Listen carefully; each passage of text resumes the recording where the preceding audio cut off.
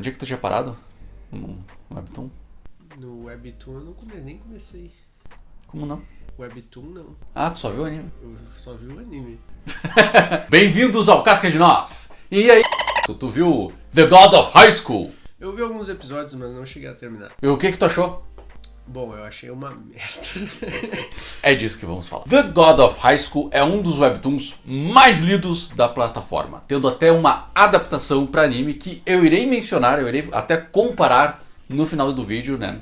Porque eles cometem alguns erros, alguns pecados, principalmente a adaptação para anime. Porque o início de The God of High School é curioso, porque começa com um personagem matando outro personagem à distância com um poder meio místico, sobrenatural até, enquanto os Estados Unidos olham, e aí tem até o presidente Barack Obama no quadrinho, né, no anime foi um presidente qualquer, mas no webtoon tem o Barack Obama comentando que ele não sabe do que esse poder se trata.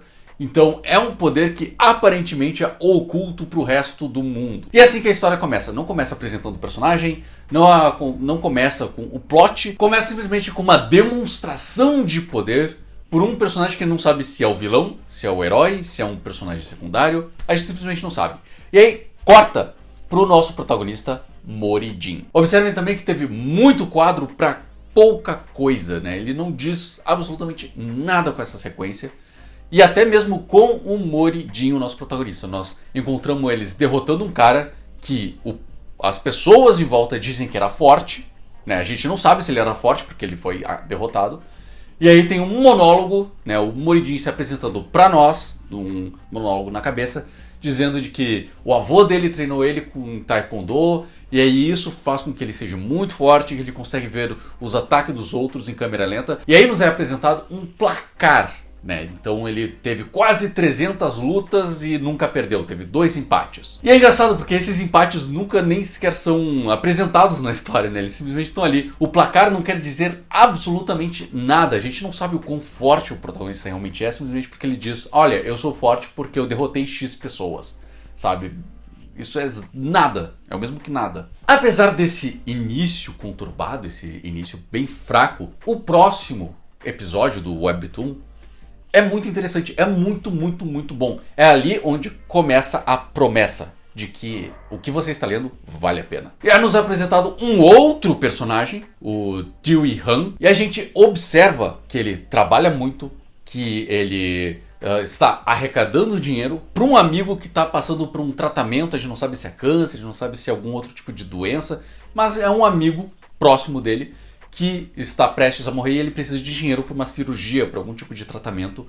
E aí ele mal dorme, mal come, simplesmente para ajudar esse amigo a melhorar. Isso é sensacional, mostra a personalidade desse personagem. Inclusive, fica muito com a impressão de que ele é o nosso protagonista nesse início, por conta disso. Então é um momento muito bom para criarmos empatia com o personagem. E a gente ainda vê que ele é forte. Porque nós vemos que alguns valentões começam a tirar sarro da situação que ele tá, jogam dinheiro, começam a jogar dinheiro fora. E apesar da gente não ter visto a luta, porque por algum motivo o autor resolveu cortar, a gente vê que ele derrotou os 3 e está sem nenhum arranhão. O que já mostra assim, que ele é forte e realmente não era necessário essa luta. Mas quando a gente está vendo uma história que especificamente fala de luta, é The God of High School, né? E ele promete ser uma história de luta, um novo Dragon Ball. É muito estranho que todas as lutas que nós tivemos aqui foram off-screen, a gente não viu acontecer. Inclusive do Morijin contra o jurado, aquele, o cara de raposa. E é interessante que o autor resolveu utilizar os 3 primeiros episódios para apresentar os 3 personagens principais, né? O trio que a gente irá acompanhar por centenas e centenas de capítulos. Isso é uma ótima ideia porque nos dá tempo de aprender sobre o personagem. O problema é que o autor não soube usar esse tempo. Ele ou disse muita pouca coisa ou não disse absolutamente nada, como foi no caso do Morijin, que ele queria dizer que ele era forte, que ele é meio otimista, mas a gente não tem certeza se ele era forte ou não, porque simplesmente foi nos mostrado o placar e aí logo depois ele perdeu uma luta. Então fica nessas. O Dewey Han, perfeito. Não iria fazer de jeito diferente. Já a Mira e esse último episódio da introdução dos personagens, eu tenho alguns problemas com ela. Ele foi meio que uma mistura de eficiência com uma mensagem um tanto quanto estereotipada. Porque a Mirayu, ela é a última sobrevivente, né? A última descendente de uma escola de artes marciais focada em espada, estilo Kendo ou coisa e tal. Ou algo parecido. Porém, o objetivo dela é encontrar um homem que seja mais forte que ela para que ela possa casar com ele e aí terem filhos que aí vão herdar essa... Sabe?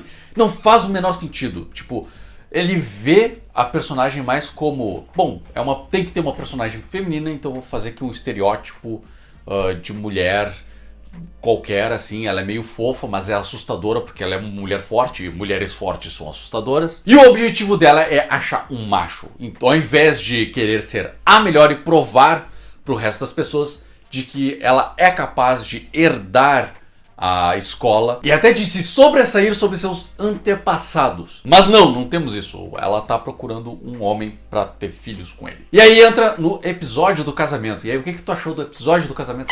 Bom, foi uma merda, velho. Na verdade, eu cheguei a pular partes dele. Eu não consegui assistir inteiro porque... fucking cringe, tá ligado? 2... cara, por quê?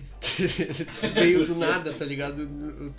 Não tava nada indo pra aquela direção. E aí, do nada, um episódio... Não, vamos fazer isso. Sei lá, achei desnecessário, tá ligado? Era necessário, mas não veio do nada, então... Sim. Foi mal construído. E aí vamos falar do anime especificamente em comparação com o mangá. Porque o anime ele acaba consertando algumas desses erros iniciais do autor, mas ele comete outros pecados em cima. O que o anime fez basicamente? É como se ele tivesse pego Cavaleiros do Zodíaco, viu que o arco mais popular é o arco das 12 casas, e aí ao invés de mostrar o torneio galáctico, né, ele pula o torneio galáctico, aconteceu off-screen, e aí nós temos então um pequeno arco do Ikki lá com os Cavaleiros Negros, né, então... Os 2 episódios, mais ou menos, do Ikki. E aí pula direto pras 12 casas. Sabe? Tipo, Cavaleiros de Prata? Não. Isso aí acontece em um episódio. Sabe? Acontece em máximo 2 episódios. Então, ele acabou rushando pra chegar na parte mais legal da história. A parte mais hypada da história. Que, sinceramente, na minha opinião, devia ter sido uma segunda temporada. E acaba acontecendo essas coisas que tu sentiu. Qual foi o pecado do anime? Ter cortado coisas não foi o problema. Eu até concordo em ter cortado a apresentação do Morijin e da Mirayu, que, como vocês podem perceber, não foi dos melhores, mas ele também não fez uma forma melhor de introduzir os personagens. Ele simplesmente pegou um arco em que eles se encontram, pegou o episódio em que eles se encontram e fez disso a introdução dos personagens. E isso não é muito bom.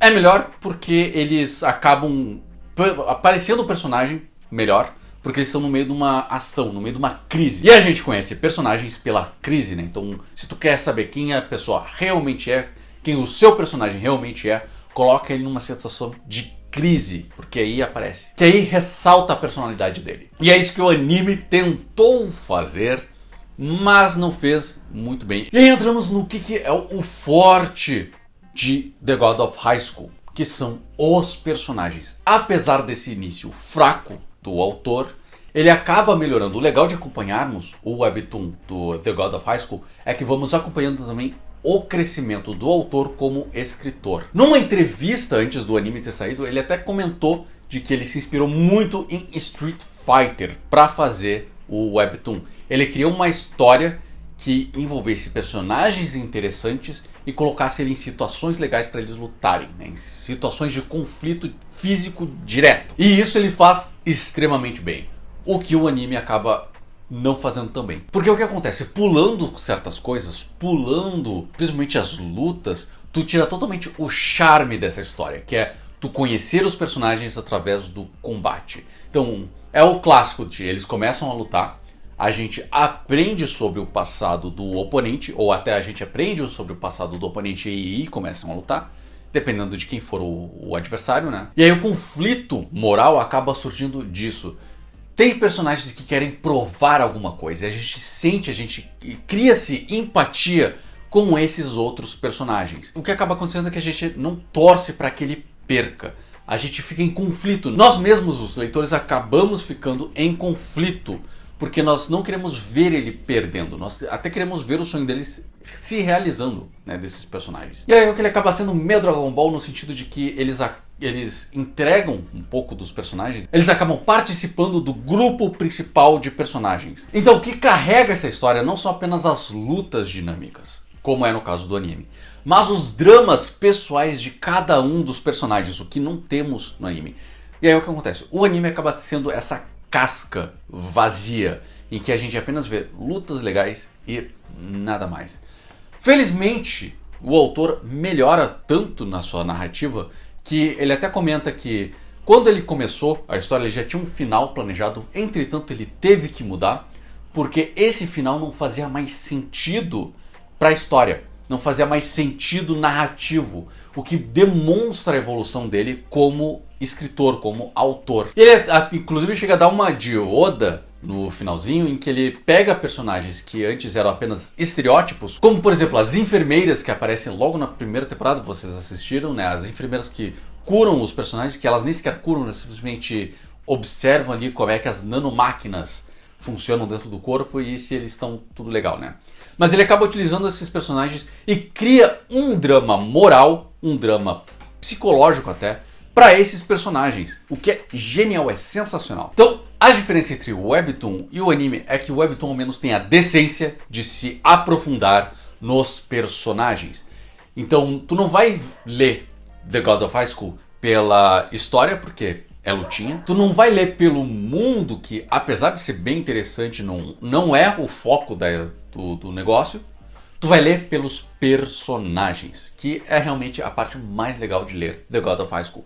Então se você gosta de designs de personagem interessante e personagens carismáticos que te cativam não apenas pelo backstory, mas pela forma como eles agem, pelas decisões que são tomadas ao longo da história, The God of High School realmente é o Webtoon pra você. Mas já fique avisado que o início ele é meio conturbado, ele tem sim suas pedras no caminho, mas eu dou 6 cascas de nozes de 10 para The God of High School, apenas pegando o início. Então vale a pena sim acompanhar o Webtoon, apesar de todas essas questões que são tratadas no início da história, mas o autor vai melhorando ao longo dela, e o que é muito legal, porque o leitor acaba sentindo uma relação com o próprio autor, vendo a evolução dele não como desenhista, como é no caso do Tower of God, mas como um autor mesmo, como um roteirista. Isso é muito legal de ver. E se você é um roteirista como eu tenho meus quadrinhos Honra e Akarasu disponíveis, todos os links aqui na descrição, tenho certeza que você vai gostar de acompanhar e analisar essa história até para você aprender com os erros desse autor. E aí, o que vocês acharam do The God of High School e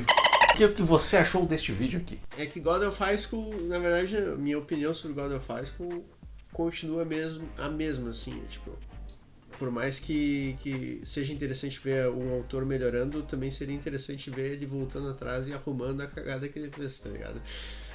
Assim, eu nunca posso esquecer de Bleach, por exemplo. Bleach é um exemplo de um início muito bom que vai deteriorando com o tempo, e a gente sempre fica muito triste de ver uma obra não alcançar o melhor que ela poderia ter alcançado. Mas o The God of High School é ao contrário, né? Ele tem um início. Ele tem um início meio merda e fica muito bom. Pelo menos isso, mas igual. Muito difícil hoje em dia, principalmente, alguém passar por um início ruim só pra ver um meio pro fim melhor, né? Não, com certeza. Não precisa ver até o fim, né? Mas, de novo, se você gosta de personagens interessantes, é um webtoon muito legal. Principalmente as coreografias, porque o autor sabe, assim, ó, é quase um storyboard que tu lê, né, lendo The God of High School. E diz aí nos comentários se tu concorda com a opinião do Francisco. Não se esqueça também de se inscrever aqui no canal para não perder as próximas recomendações. Eu também estou fazendo vídeos de roteiro, então eu tenho vários livros, né, sobre escrita de roteiro, teoria de mitologias, e eu estou compartilhando esse conhecimento com vocês. Então se você tem interesse nisso, não se esquece de se inscrever. E nós temos também um servidor do Discord, caso você queira conversar comigo pessoalmente. Todos os links na descrição. Muito obrigado por terem assistido o vídeo até aqui. E lembrem-se, as árvores somos nós.